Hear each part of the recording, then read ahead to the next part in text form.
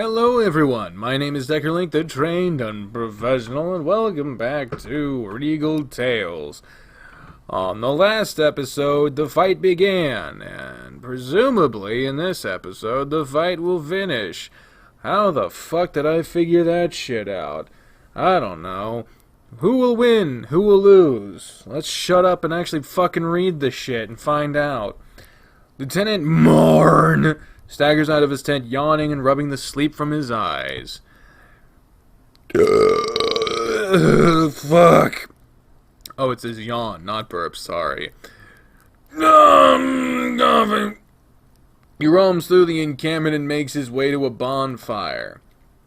He yawns heavily out while his beefy fingers clasp out for anything to grab onto that felt like a coffee mug. Soldiers around the campfire witness the lieutenant approaching and whip up a hot mug for him from the kennel. He brought that. Wow, we get a whole Sprite just for him holding a fucking mug. Jesus. He brought the mug to his lips but froze in awe. His attention was drawn to the fighting area where Soler and Nadja continued to fight. Nadja at this time had placed Soler in a leg lock. Son of a bitch, they're still going at it! All the soldiers around the campfire looked to one another before back to their lieutenant. I guess I can't be too surprised with this. The fact I woke up alive to the smell of eggs and bacon should have indicated something. But still, I would have figured she'd be dead by now. He takes a drink of his coffee. His face cringes from the bitter taste. Blah! Sigh. We ran out of the good stuff. Soldier nods at his comment. Morn sighs and takes a seat beside his men. He eyes at the bonfire currently sizzling up bacon and eggs. Make my eggs scramble when it gets to my turn. He stares down at the coffee mug while his meal was being made. He pulls out a wine pouch from his side, uncorks it over his drink. But nothing came out. He grumbles out a puff of steam from his nostrils. Well, you guys feel like fighting. I feel like fighting today. The Emperor can't have all the fun with those Shashkarans, right? He scratches under his chin with a bemused grin for himself. He peers over the Shashkaran camp to see no one has made any attempt at making a meal yet. Most of them were still spectating around the fighting area. How about you boys stop fanning our delicious food their way? Let the noses do the talking once they catch wind of our goods. Ha! He decently fans his hand over the bacon to throw its scent over. How you guys reckon it'll be till they start demanding for our scraps? And there impales into the log he was sitting on, just inches away from his leg. Morn and his men gawks at the arrow, still vibrating from the force of the impact. They all shot their attention to where it came from. On the far reaches of the Sheshkaran camp, an archer was accompanied by a white wolf, Zuta. The moment Morn met his eyes, Zuta points at the arrow. Strung to the neck of the arrow was a piece of parchment. Morn snapped his finger and orders the soldier to open it for him. All the while, his gaze never left Zuta. The soldier pulls the note up for Morn to see. The writing is scrappy, but legible. Let's talk. The bold lieutenant huffs a chuckle out of at the notion. He sees something else written at the bottom of the note. We have booze. He jolts his up and peers at Zuta, now with his arm held high with a bottle of wine in his paw. Morn churned and cracked his neck before howling to his men. He orders out an envoy to meet with Zuta, insisting any weapons so be discarded if he were to cross over. Zuta obliges and meets with Morn at his campfire. Wow. We get a little animations on it. I like it. I like it a lot. The white wolf outstretched his arm out with the bottle in hand. Morn raised a brow from the blunt offer. Be my guest, pour one for yourself, said a huff out a sigh. More poison for me, then. He sinks his fangs into the cork of the bottle and rips it off and spits it into the bonfire. He holds the bottle overhead and drizzles the red wine down his muzzle. Red streaks stain his dirty white fur. Gripping the bottle by the neck, he shoves it into Marn's face. Smarmy, aren't ya? Marn snatched the bottle out of Zuta's paw. He sniffs the content inside. I never took you allowed to be the talkative types. You can't normally talk with toothpicks and nails. He takes a small sip of the drink and tatters his lips to the foreign taste. He takes another sip. While the wolf smacked his lips to the wine tasting, the wolf plops himself on a log and chimes in. Talking isn't always an option. It's very scarce where we live is all. I hate my life. Marn begins to inhale the drink. I can bash your teeth in now if you like. Marn holds a finger up to Zuta while finishing a swig. A satisfying sigh murmurs out of him. Aha! Pull something like that on me now and you might become my new best friend. He flings the empty bottle into the bonfire. But I digress. There'd be hell to pay if the Emperor found I started a fight during his negotiations. And I'm sure you'd meet the same end with, Naja. Gesundheit. Damn it. Your leader wouldn't be too keen on you starting a fight specifically after whole honor banter. He finishes off the drink before slamming it into the bonfire. I thought he already threw the bottle into the fire, but whatever. So imagine my surprise when a Shirkoi, one of the most savage fighters within the war, wanders up to me and says he wants to talk. Tell me why I shouldn't put a muzzle on you, I imagine now. Well, we've got more kegs of wine to barter out. Okay, give me 2 reasons to not muzzle you. All the encompassing soldiers leer over at Zuta. Just a day without fighting is all we can offer. A Shirkoi doesn't want to fight. Zuta solemnly nods. Marn leans in toward Zuta. The infamous Shirkoi people, notorious for cloth lining people's heads off, suddenly wants to talk. Zuta stares coldly at the bull. You know how many of your kind butchered my men? Any clue how many I tore into myself? Zuta tries to butt in, but Marn charges on. The thing I noticed with you lot, y'all carry a look in your eyes, a bloodlust you so happily bring wherever you go. The brooding bull unlatches his warhammer off his back and impales the spike end into the ground. His eyes firmly over the wolf, who didn't express any concern at the threat. So what's this excuse for me not to break your legs today, Ears narrowed back, Zuta leans from his seat to Marn. Do I hold that same savage look in my eyes to you? I can't say I do. Then again, it's still early in the morning. I'm sure you'll work up an appetite. If anything, I'm just tired. We are all tired. Zuta unstraps a container of wine off his belt and takes a swig of it. And that bloodlust. When you live with constant threats of others, it becomes a force of habit once the fighting begins. So take me by my words when I say it was never personal, just how we handle things. He takes a sip of his wine. Shirkoi life is that hard, huh? When we're not fighting over territories with one another, we're usually fighting over food. And ever since that blasted mountain blew its lid, most sources of food and water were gone from Outland. So yeah, the first group to offer us food was who we sided with in this war. That said, if you came to us first, I'm sure our allegiance would have favored you just as well. It would have made this war a lot shorter for sure. A soldier hands Marn a plate of bacon and eggs. Those bastards must have been feeding you well if you sided with them for this long, especially if you have all these wine you're willing to share. Zuta shrugs. You could say that, more or less. Marn raises a brow to Zuta, all the while a strip of bacon hanging from his mouth. More or less. They gave us our due shares, though we normally see ourselves in the right for more. And who's to say 2 guards protecting the royal winery will say no to a group of Sherskarans? Ah, so drinks are on King Regard, huh? Ha! No wonder it had an aftertaste of ass to it. Zota wipes his lips after taking another swig of his personal wine. Didn't seem to stop you from sucking it down. Morn stares him down, a hearty grin hooked across his maw while gnawing on the fat of the bacon. It's an acquired taste. Lord knows the number of asses we had to kiss during this goddamn war. He rips half the strip of bacon from his mouth and tosses it to Zota. The wolf snatches it and looks at it mildly amused.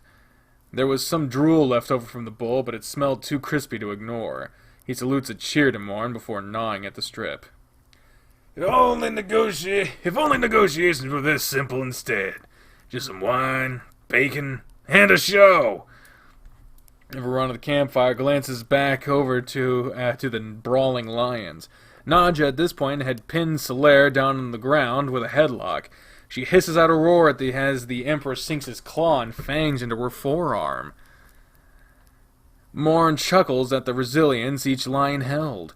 His face funk into a frown as he observed the Sherskaran crowd opposite from the fight, now dwindled down to a dozen spectators, where he spots a small lion cub shouting out at the top of her lungs. Oh, Jesus Christ!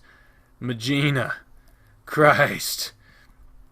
So, things are that bad in Sherskar that even your kids go to war with you. Zota's ears perked up before turning back to Morn.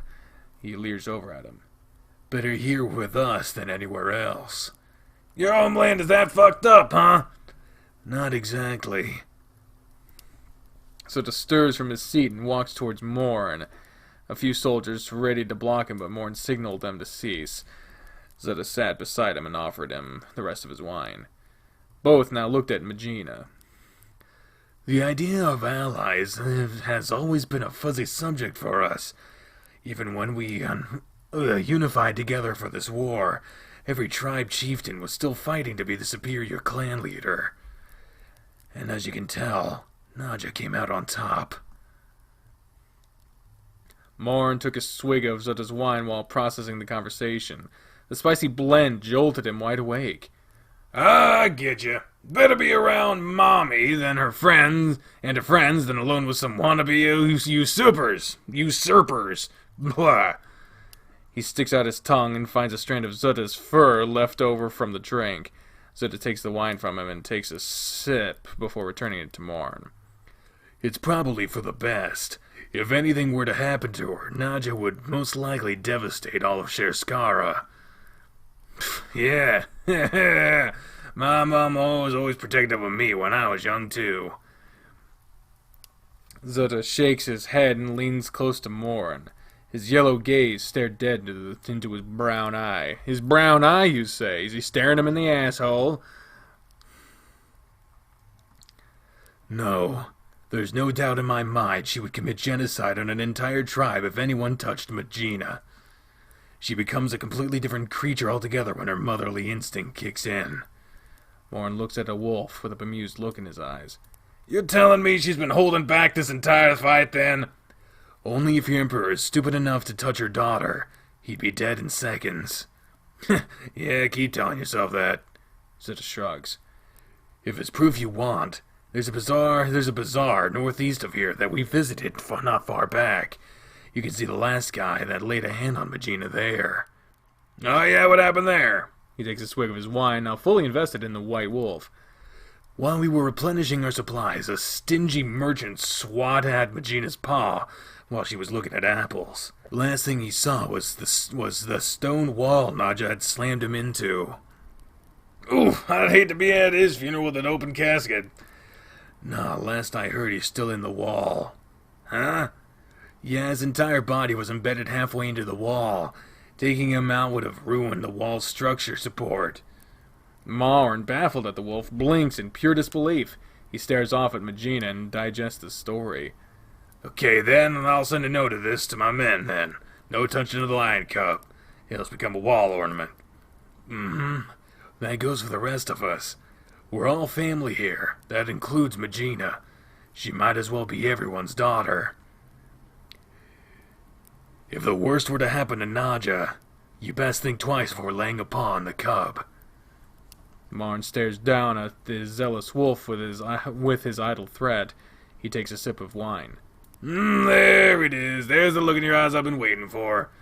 Zuta's brow sinks into a piercing glare directed at the bull. It's just a glimmer, but I can see it. That chair's scar and death stare you all bring into battle. Count me amazed to see it used in defense of a little girl. Marn stabs into his plate of eggs and scarfs them down. He casually waves the fork in front of Zuta's chest. As much as you or kind has been a pain in everyone's ass, I can't help but admit to having some respect for you. Just when I thought I'd figured you out already, you lot continue to surprise me. I guess that makes me a bad leader if I can't guess the enemy's next motives, huh? Zuta shrugs. Maybe. Then again, maybe if you didn't stare longingly into my eyes, you might learn a thing or two about us. What might that be? Well, for one, we don't have to go in on... What? Well, for one, we don't have to go on in life being enemies. Marn chuckles with his arms crossed. And most importantly... Zuta snaps his fingers. A massive barrel is slammed between them, startling Marn as a Sharskaran waves a salute to Zuta. Where the hell did they... Zuta cuts him off as they uncorks the barrel and fans the fermented odor of wine around the campfire. He shoots Marn a sly smirk. We Sharkarans can be the best damn party guests you could ever ask for. Marn cocks a brow at the zealous wolf and pauses in thought. A sly crooked smile creeps its way across his maw. He takes a cup of bitter coffee and empties it out, and hands it to Zuta. Show me what you had in mind then, bub. Damn.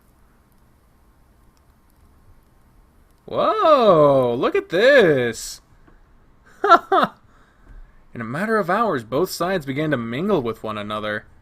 Many of the Imperial leaders were opposed to this, but ultimately they allowed their groups to converse with one another. General Pax issued Morn only fractions of the infantry to talk with an enemy camp and to oversee everything between the two camps. Since he persisted on allowing the Sharkarans to cross their lines, Morn agreed and rated himself for all the blame if anything horrible were to happen. By sundown, both Imperial and tribesmen alike started to engage in meals, stories, and even games. Every so often, everyone would glimpse over at the leaders as they fought amongst themselves. When no progress or shift in power had occurred, everyone would return to their own business. Magina excludes herself from the gathering and kept her supportive attention on her mother, all while fighting the constant need of falling asleep. To everyone's delight, once dusk had arrived, they found themselves getting along with one another, especially once dinner was served.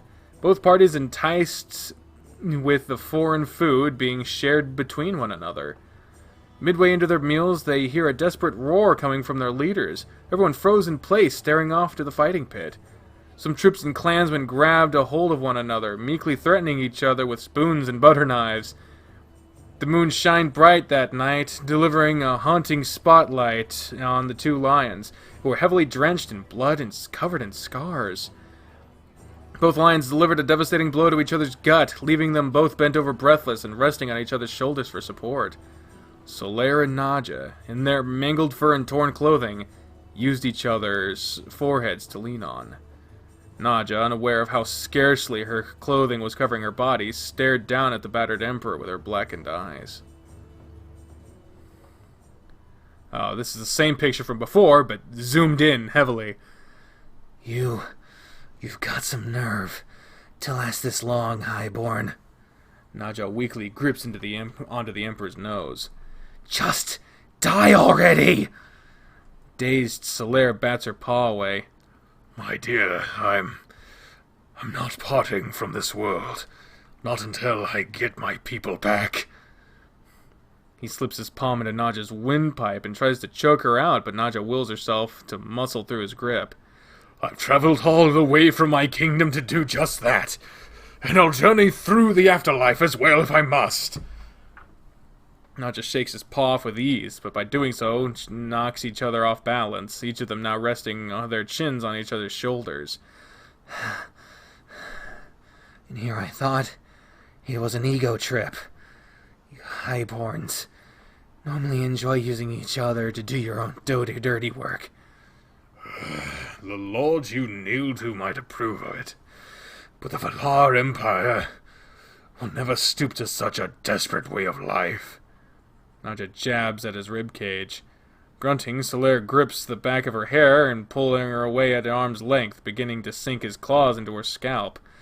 Say and do what you will of me, but Valar never falters with the tails between their legs. He grips Nadja's head in both paws, piercing her flesh with his talons. I'll fight until my last breath, if I have to, and do whatever I must to make a better future for my people. Cringing at the stinging pain of Solaire's claws, Nadja forcefully scoops her paws under his and clutches onto them with a tighter grip. With their fingers trapped, she yanks and forces both of their arms down to their waists. A weak stare down sparks between their eyes as they try to regain composure. Nadja then breaks the tension with a soft giggle. What's so funny? Even when you come off beaten and serious, you still look like an adorable, spoiled brat. Solaire muscles out a cocky grin. Well, I'm flattered then. I failed to notice until now, but that black eye I gave you sure brings out the alluring blue in your eyes.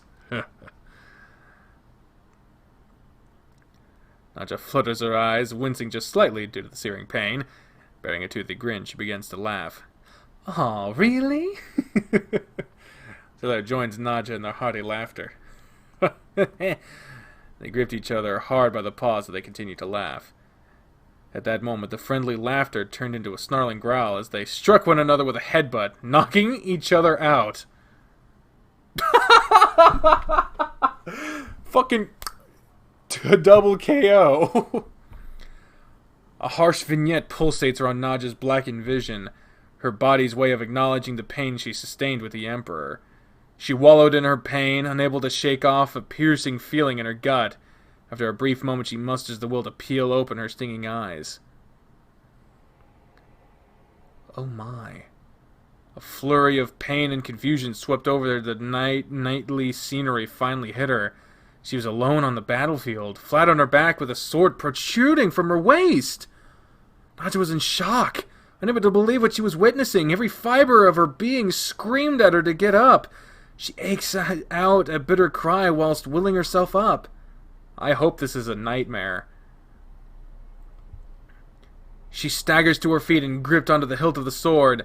Her wound was slowly bleeding, but it didn't feel too threatening to keep in. Unable to afford the possibility of bleeding out, she did just that. She tries to make sense of the scenery where she was facing. A dying sandstorm obscuring her vision. She tries to step forward. A jolt of searing pain suddenly erupts from her gut where the sword was. She gasps out with a hot and dried mouth.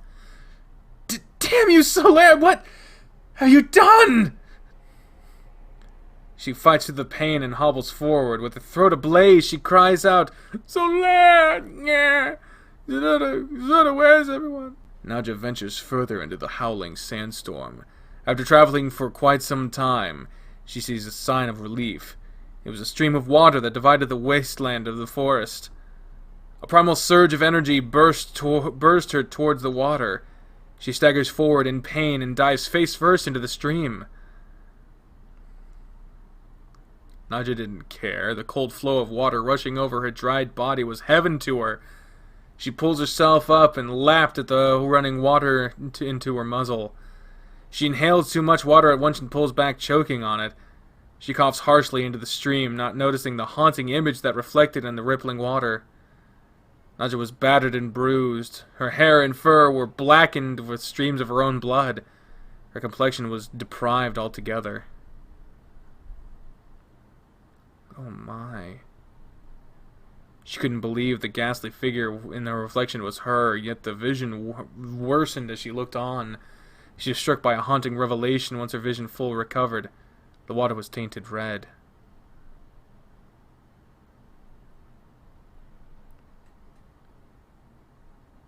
She springs to her feet, paralyzed in fear at how gruesome the stream truly was. She then drew her attention upstream to where the source was coming from. Curiosity bested the lioness. She stumbles her way on the shoreline, trying to find any clue as to what happened. The sandstorm made it impossible, though, as it began to pick up, blinding her field of view. The gut-wrenching pain wallowed over her as she held the sword in place. Blood would often seep out, but she trudged on for what felt like an hour to her. While the same storm raged on, Nadja caught sight of something in the distance as it flew wildly towards her. She got a glimpse of it as it got closer. It was her banner. Its burnt orange pattern was swiftly lost into the raging storm. With the banner gone, her attention found something she hadn't noticed before. Something that sent shivers down her spine. Zutta. The ghostly white wolf laid face down on the opposite side of the shore, blood pouring out of him and seeping into the stream. Nadja powers her way through the strong current of the stream and through the pain to be by Zutta's side. She pulls him onto his back. His expression looked hollow and deprived of life. His entire chin to the neck down was drenched in his own blood. A harsh cough erupts out of him and jostles him awake. His hazy eyes peer up to his chieftain, his eyes filled with mourn. Blood spewed from his maw. Nadja held onto his paw while coaxing his head with comforting pets in her other paw. Oh my God. Stay with me! Stay with me! Her eyes began to sting with tears, holding her beloved companion tightly. Zutta, what happened? Zutta opens his maw, ready to speak, but coughs out a harsh spread of blood before muttering a single word. The plan didn't go as we hoped. They... The fallen wolf winces in agonizing pain. He whimpers and folds his ears back once his attention was directed towards the sword in Nadja's gut. I tried to stop them. His left paw hovered timidly towards the sword hilt. I failed you, Nadja. I failed all of us. Nadja looked at where his shaking paw was heading and found herself traumatized by it. It was his sword that had impaled her. Her petrified eyes shot up to meet his devastated gaze. I'm sorry. Nadja shook her head feverishly, trying her best to comfort her best friend. No, don't be.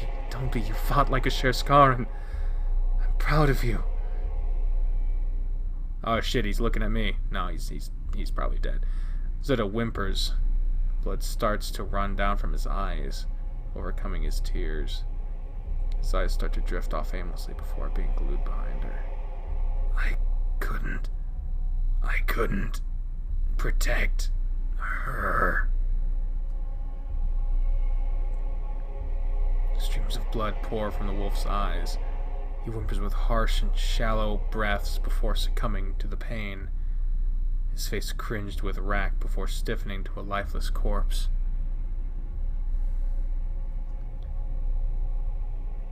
Nadja grips his paw tightly before pulling herself away in fear of breaking it.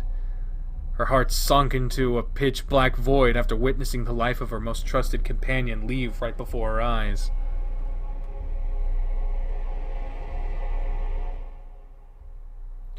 She rests her head on his while holding his paw one last time, placing it to her chest before resting it back down to his own.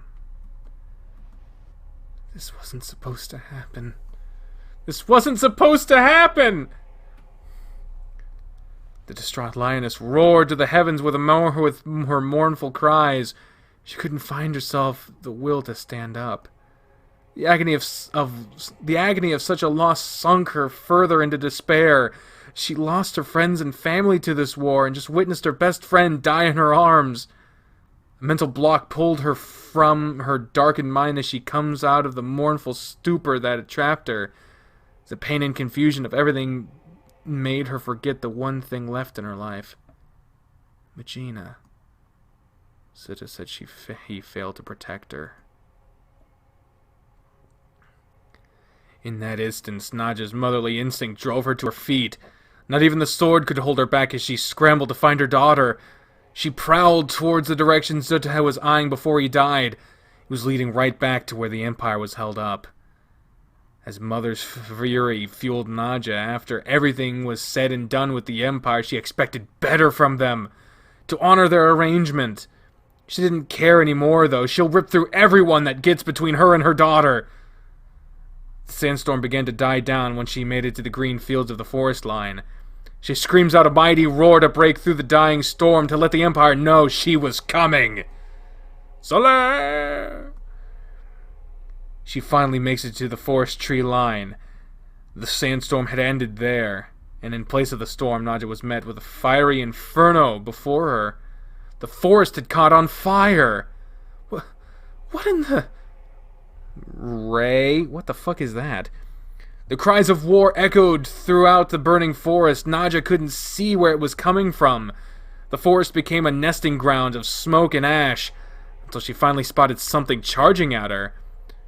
She first saw an armor-clad horse with black fur before she saw a familiar-looking silver set of armor mounted atop of it.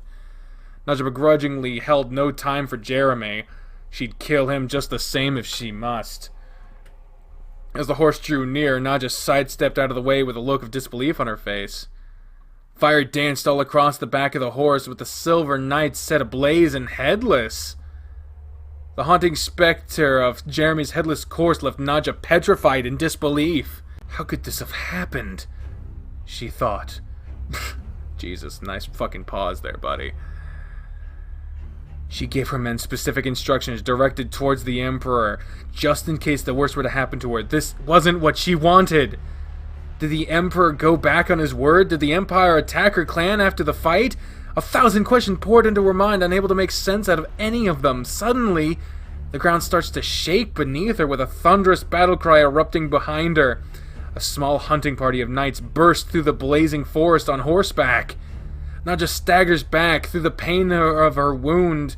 She shudders to a ready position, but they paid her no mind. The group charged on forward, howling with savagery as they chased after the headless knight like it was a sport. In the head of her astonished state, Nadja spotted an eerie figure within the marauding knights. In the back of the group rode a bannerman who bore a crest of a crown of thorn and chains on his cape. It was her allies, quote-unquote, the Loket Kingdom. Her mind starts to delve deeper into a bit of dread. How did they find us? Nobody outside her clan could have known about this encounter. A fiery inferno burst deep within the forest, followed by a harmony of agonizing cries. Her eyes glimmer towards the explosion, and an instinctual urge of curiosity propels her feet to walk towards the danger. Nadja strives through the pain, going deeper into the inferno. A whirlwind of fire and ash pushes her back with scolding heat, but she perseveres through the rough. She needed to know what was happening. She needed to find Soler. She needed to find her daughter. What was once a lush forest was now a burning wasteland of ash and firewood. The heat given off from the surrounding area stung Nadja's eyes to the brink of tears. Her body became dry and dehydrated, but she couldn't have it. Not now, not until she gets the answer to what happened. The ash becomes thicker and hotter as she prowls forward. Blinding heat wafts over her, causing her to stagger back and fall. Something tripped her. She flails to her side, groaning at the flinching pain of her sword wound. Yet the pain subsided after witnessing a true painful sight before her. Beneath her paws lay what looked like a fallen female Sharskaran wolf. Her vibrant blue fur was burnt to a crisp, with only patches of blood-soaked fur remaining on her decrepit body. Nadja's heart fell into a pit of her stomach. She pounces beside her fallen tribesman, hoisting her head up and cupping her lifeless hand. No, no, no. Her words shudder out in a raspy tone as her fingers kneaded all over the wolf girl's body, desperately trying to find a pulse, all while cradling their head. Nothing. She was dead. Nadja's eyes flared up. What would have shed tears became a bloodshot glare filled with remorse and a fiery rage. I didn't want this. You were supposed...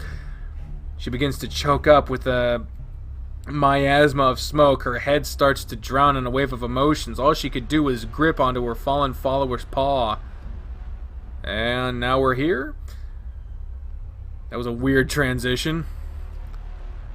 A distant outburst of screaming and roaring swept across the blazing valley.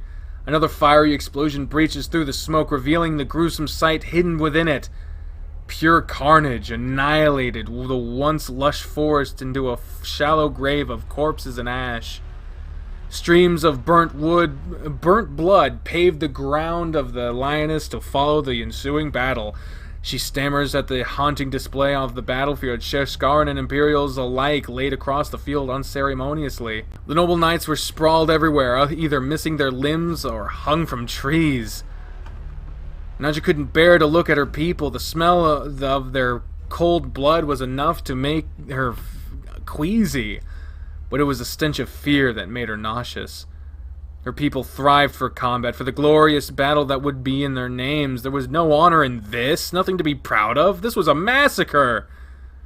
She desperately tries to close her mind to it all, shutting herself off to the pain and turmoil that surrounded her. What she needed most of all was answers.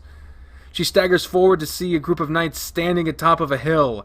She limps silently towards them. As she got closer, she slowly recognizes them, becoming visibly ill in the face of whom they were. Oh, hell. General Kromm. Nadja gawks in disbelief. What is he doing here? Was he the one that was behind this attack? Many more questions surge through her mind as she hobbles up the hill. The grisly general oversaw his men ransacking an Imperial tent, he himself brandishing an Imperial cane over his shoulders like a well-earned prize. An accompanying archer calls for his attention as they caught sight of a wounded lioness coming their way. Kromm steals a glance towards her and looks back to the ground with a grimace to his face. Oh, shit. An archer begins to holster his bow and arrow, but Kromm holds up a paw to halt him. Nadja finally reaches them, but couldn't muster the will to stand straight. She knelt in pain from her sword wound. She looks up to the grizzly bear with a venomous glare. Kromm, what happened here? The general didn't respond. Kromm, answer me! Nadja hobbles up to Kromm and tries to pull him by the shoulder. She's abruptly met by a slap by his backhand. The force knocks her over onto her wound, causing her to rupture with blistering pain. She winces up to him with pure spite in her eyes. Kromm finally looks down at her with a scowl on his face. Aside from a small bloody scratch on his muzzle, it looked impeccable, as though he didn't break a sweat in this fight. Neither did any of his men did when she finally got a look at them. He held a steely gaze down to Nadja in huffs. What happened here? What happened? He lurches down and bears a disgusted glare down at her. You went behind our backs, that's what happened! Fear starts to bleed into Nadja's already oblivious mind. Was she to blame for all of this? No, that's not... Kromm held his hand high with a distasteful look, glaring down towards Nadja. Did you see all the bodies on your way here? All the men and women that followed your absent-minded lead are dead because of you? And all because you went and came up with an idea for yourself. Nadja starts to growl viciously up towards Kromm, but loses her focus as she begins to cough up blood. A nearby field medic catches sight of the wounded lioness and trots over to aid her, but Kromm holds his arm out to deny her the help. Don't bother with this one. Death should be drawing near. Nadja manages to rest on her knees, spitefully staring down at the sword hilt embedded into her gut. We did everything you wanted, Kromm. We gave you everything you could have ever imagined for your war. The general takes aim with his new cane and bashed it across her muzzle. You went behind our backs! He jabs the end of the cane into her cheek while she holds herself firmly with the toxic glare peering up at him. You knew full well the whereabouts of your enemies, and what did you decide to do? Ignore your allies, for what? Your better judgment? He raises the cane over his head and slams it against his shoulder, the force behind it causing it to snap on impact. Look what happens when you go around having smart ideas. He tosses away the cane and starts striding around the wounded lioness. Shirkoi, always filled with ideas of grandeur. Granger? Because that's not how grandeur is spelled. Ideas of honor and all that nonsense. Is this what you had in mind when you left us in the dark? Nadja stares at the ground, her eyes darting frantically to make sense of it all. No, Solaire promised. Promised you what? That your people go home free, that he'll honor your deal. He bends down in front of her and grips her under the chin, forcing her to look up at him. Did you really expect him to keep his word? Huh. The second you fell, his men turned on your clan in a heartbeat. By the time my garrison arrived, half your people were slaughtered. He shoves her face away as he stood tall over the fragile lioness. I should order your execution here and now because of your desertion, but I think living in this field of nightmares is punishment enough. Nadja starts to feel an unworldly chill down her back. The absence of life within her tribe chilled her heart and soul. This wasn't right. None of this was right. Her tribe was stronger than this. Kromm turns his back on her and gazes down to the eastern side of the hill. Though I guess a proper thank you was still in order. By the time we reached your men, the Imperials didn't have enough time to respond to our cavalry. And you did save us the trouble of wearing them down. Nadja winces towards the direction he faced. Oh, man.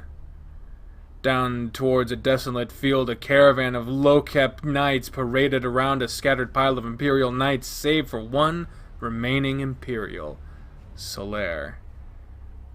Nadja's soul was more than willing to leave her body after catching a sight of her once proud emperor reduced to a living carcass.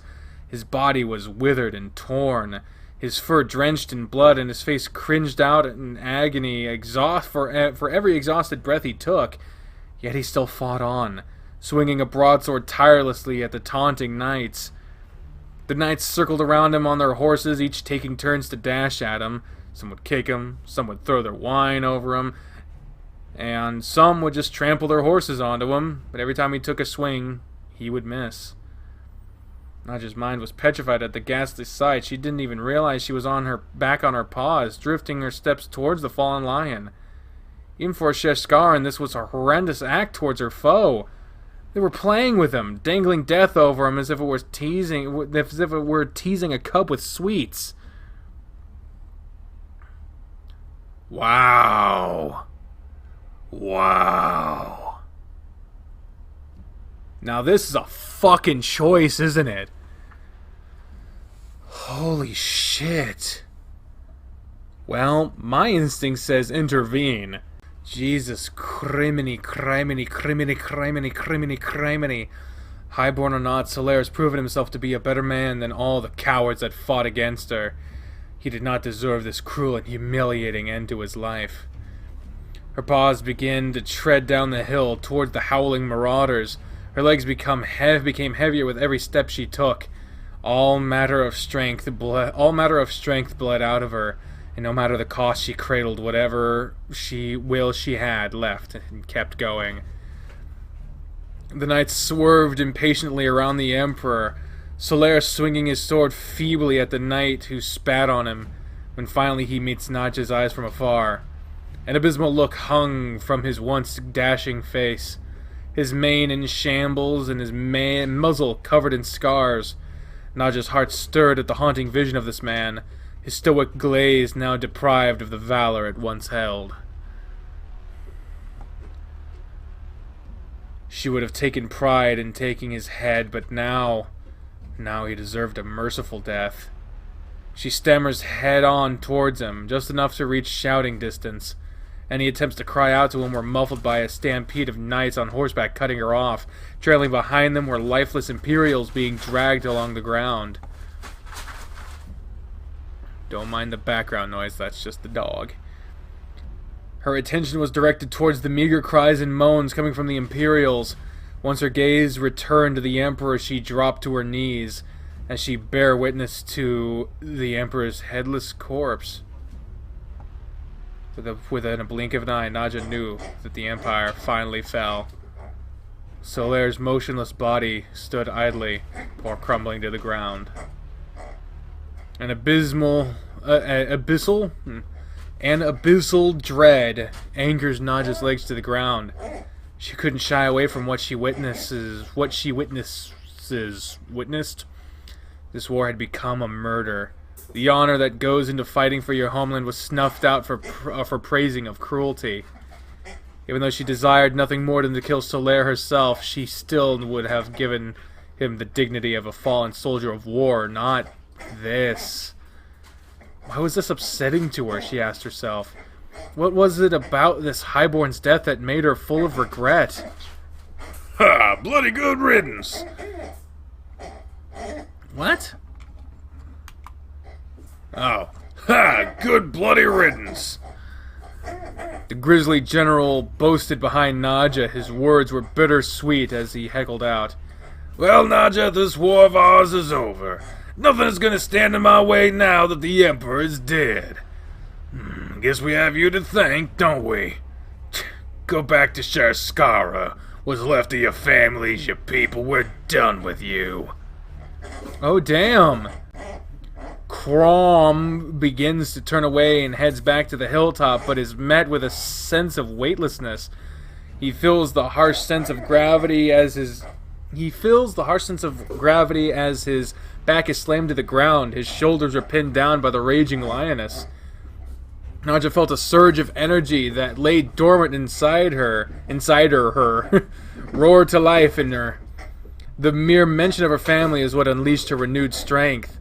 Throughout the petrified horrors she beheld, how could she have forgotten the one thing that mattered to her, Magina? She pinned the bear down by the neck and hissed out, "Where is she?" The general's face flares up with rage, spite, and desperation for air while clawing at Nadja's arm. Grarf. Nadja leans her maw down, fangs hovering inches from the bear's eyes. She crackles out a bloody growl.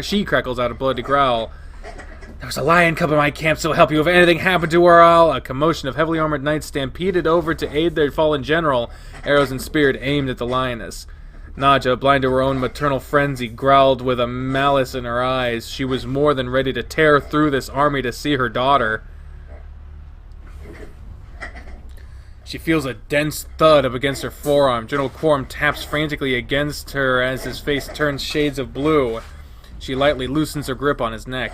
"Tell me!" Kromm bats at her arm to get air in his lungs once more. He gasps out, "We saw a little girl run for the enemy camp. We've yet to find her." Of course that's what he'd say. Nadja bears her talons back down into his fat throat. Her eyes intensifies with a snarling at the bear. "Which way did you see her go?" Kromm didn't respond. He was too occupied trying to lift Nadja's arm off his throat. Nadja glares up at the surrounding men, her eyes blaze with the burning fire around them. "Anyone?" They all stagger back into the traumatizing roar Nadja left out. The majority of them point north to the encampment, with only a few stragglers pointing in random directions that were unaware of the situation. She snaps to her feet and darts north. She paid no mind to who was in her way or what Kromm was shouting to her as she leaves him on his back. Nadja was on the prowl to find her daughter. Whoa! This dude is animated! Oh! Oh, shit! This is the end of the demo, y'all! I cannot wait to see more of this game. This game's art style is phenomenal. The writing, while riddled with typos, is terrific. The plot is so intriguing. I can't wait to see more of it. I am hooked. I can't wait to see more of this game. I highly recommend it to anyone who's looking to see a change in the mold of furry visual novels. You know, it's not just trying to, you know, it's not a dating sim in disguise. This is an actual novel. And I am so looking forward to seeing more from this game. I am enthralled. I am excited. I am a lot of adjectives. But there you go. So thank you all very much for joining me on this, our showing of Regal Tales, just the early demo. I will play this game as it gets updated going forward. Hopefully Spoof will have fucking killed his toy by then so it won't make any more noise. But until then, ladies and gentlemen, I have been the Trained Unprofessional, speaking for the voices in my head when I say, fare thee well. Bye, everyone!